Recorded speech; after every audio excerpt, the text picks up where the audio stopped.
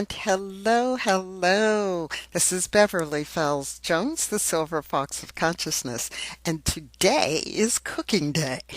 So, I recently purchased a Power XL pressure cooker. Now, most of you are familiar with Instapot. Well, this is the Power XL version. I got this one for two reasons. One, it had a canning button on it, and I got a good discount on it as an employee at Nebraska Furniture Mart.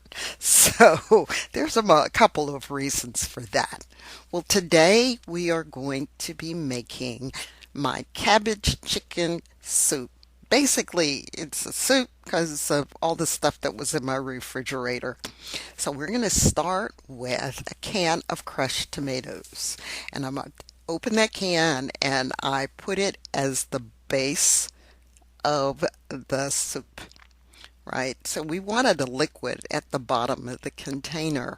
That's where the water is. I added lots of onions. So this is a little over a cup of onions. It's really one large onion. And I put that in the pot. I kind of layered things into this pot because I wasn't quite sure what was going to go inside of it. The next thing I did is I chopped up about 3 or 4 ribs of celery. I love celery and onions, and so this was a little over a cup of celery in the pot. Now, I've got that big red pepper and a little tiny red pepper is hiding out from underneath it. That little red one came out of my garden. So I diced it up. It wound up, both of them, and it wound up to be about a cup of red peppers. I prefer red peppers or yellow peppers because they're sweet. And then I put those in the pot. Green peppers tend to be a little bitter, and I prefer those when I'm making a salad like potato salad. I had these Brussels sprouts left in the refrigerator and I sliced them in half and they measured up to almost a cup and they wound up going into the pot. Yeah, this is clean out the refrigerator kind of cooking today. Now I had the chicken, and this chicken is pre-cooked. It was roasted from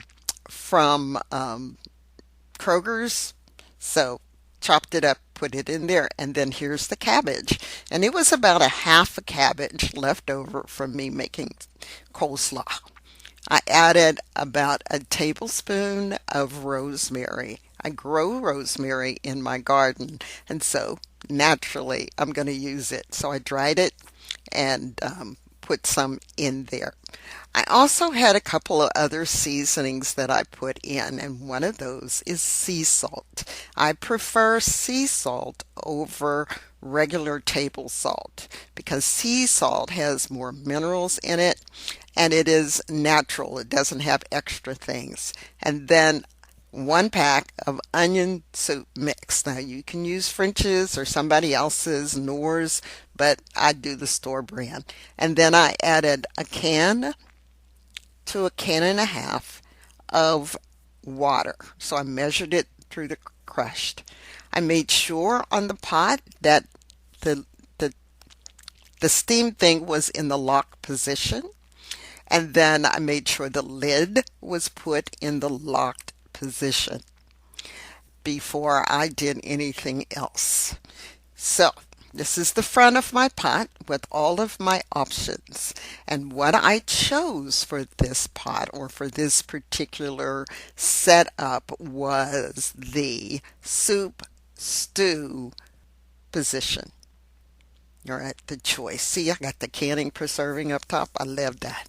Anyway, let it cook for 20 minutes, and this is what it looked like when it came out. Now, this is after I stirred it up a little bit in the pot, and this is the finished product. It was delicious. Now, I did have to add a little salt to it. It wasn't quite enough, but it was really delicious. I didn't make any cornbread. I had some rolls and stuff, but I'm trying to get away from doing that carb thing for now. My weight is down. I'm doing well, and I'm just loving life, right? So if you have a throw it in the pot kind of recipe for soup, just make a comment below and let me know about your recipe and how you take care of a lot of the vegetables in your refrigerator. This is Beverly Fells Jones, the Silver Fox of Consciousness. Please, if this is your first time here, please subscribe and hit that bell to be notified of when I've uploaded new videos. And please, if you like this video, please hit the up button. It will help Google share this particular video with other people who are interested in different ways of cooking.